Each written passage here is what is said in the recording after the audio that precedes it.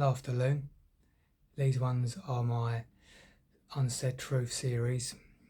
These are confirmations of seeing Jesus and basically how to free the ebb-state system we're in.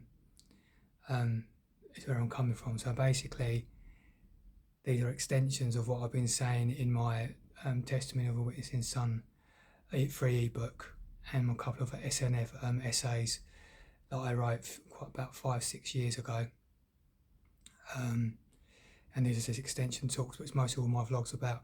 Most of my vlogs are basically all about the pitch of, as I say, the confirmation of Jesus and the teachings of the new covenant, and also how to free the state, as I was saying, which is the economic system, the Alpha and the Dharma of our time. The Alpha basically being the economic state and the Dharma of our actual back to yogic systems, and freeing ourselves to get this in our human rights, civilization for all people.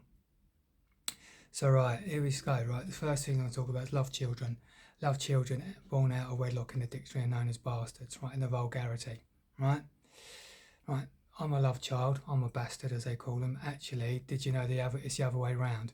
Right, the other way around being that this system's basically created everything in a perverse reflection of truth. So anyone born in marriage, born in marriage, born through adultery, or born through prostitution, or born through rape, right? The four fallen contracts, one last is actually a bastard in comparison to children born out of wedlock, in immaculate conception, or in step 1 monogamy, right? Or step 2 engagement to be married, where they're not quite married yet.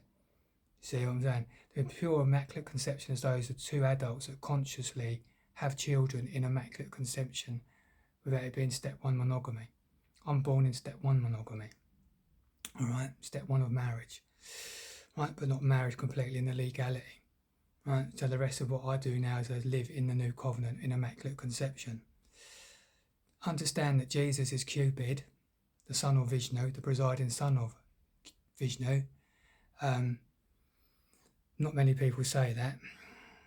Buddha, the father, 500 years before, was promoting the Immaculate Conception in his Sangha, of the three jewels being him, his teachings, and the Sangha of civilization of everyone else, that was supposed to live in Immaculate Conception. That is to say that no child really nowadays should be born in monogamy or marriage.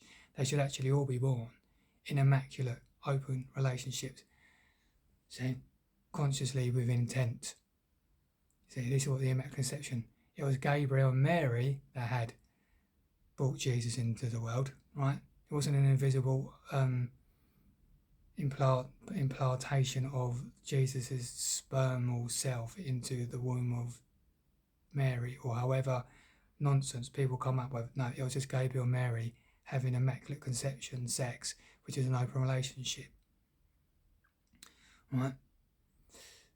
This is the truth that people ain't going to accept, but these are truth. That still doesn't stop you still being the son of the Father, right?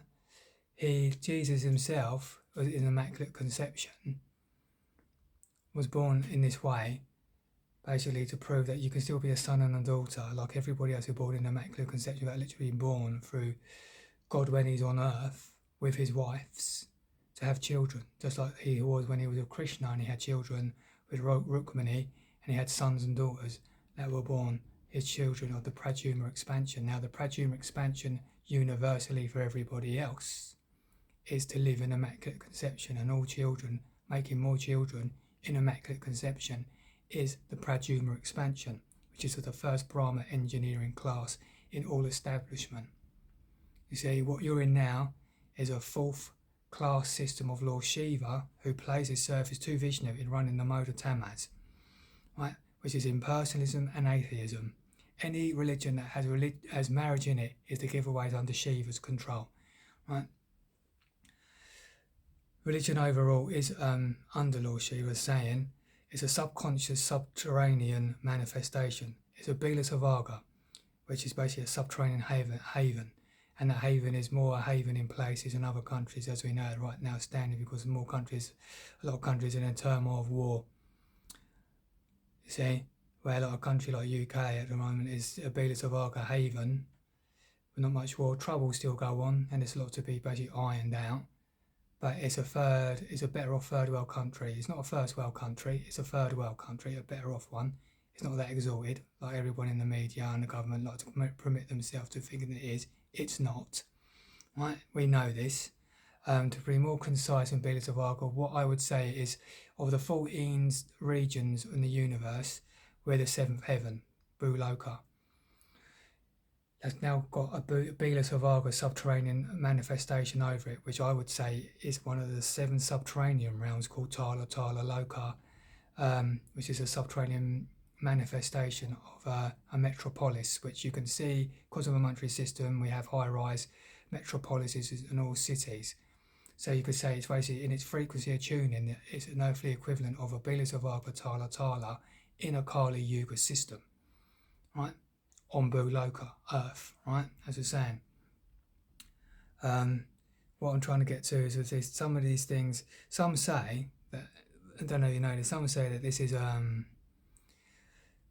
like Tala Tala was in Mexican, some of the Mexican cities made by an Azora called Maya. You see, like some of these cities that were subterranean cities and all the rest of them, because everything is Vedic, whether people want to admit it or not. Everything is basically predominated by a Vedic civilization. The Maya is basically, the temple is of basically Lord Vishnu's sister Maya, who basically is the mother of nations. So basically the 9 months, 260 days is the temple of Maya. So she's the sister of basically Vishnu. And that was worshipped in Mexico just as much as Hanuman in the Treta Yuga was worshipped basically in Mexico a lot. See, a lot of the blue monkey glyphs and a lot of the drawings were of Hanuman as well. See, that's as much as like China, basically like the Monkey King is Hanuman. So they say in mythology and folklore that he's still alive in the same body that he had in Treta Yuga. That's how strong his prowess is, and he's now basically incognito. These are truths, that are going on. He's part of one of the Chenajivas, those are the 7 immortal devotees of Lord Vishnu that are still alive in body now.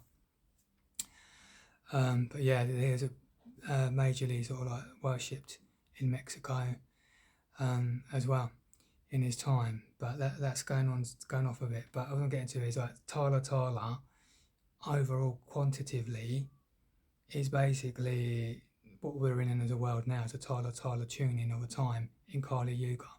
It's a 4th subterranean system that's manifested itself on Earth because of monetary systems that make it subterranean and dwindle through the yugas.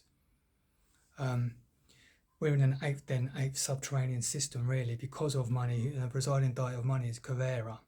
Kuvera is basically the lord and presiding deity of the subterranean realms, the chief of evil spirits and of money. See, who's protected again by Lord Shiva, who's the 4th class religion. See, in all their subterranean dynasties of industries, and here as a network. See, so you've got the Azoras who make the legal law, and you've got basically like the Raksasis, who are the politicians who are protecting Kuvera, the banking systems, right? As you see, intrinsically to what it is as a superintendency of personages that we're all under right now. As I say, this is the 4th Kali Yuga, as most people know, and this has been going on for the last 5,000 years. I question the 4 cycle system. I think we should always be in a Krita Yuga system, which is a free non-monetary system, which is a flow state. We're in an ebb state.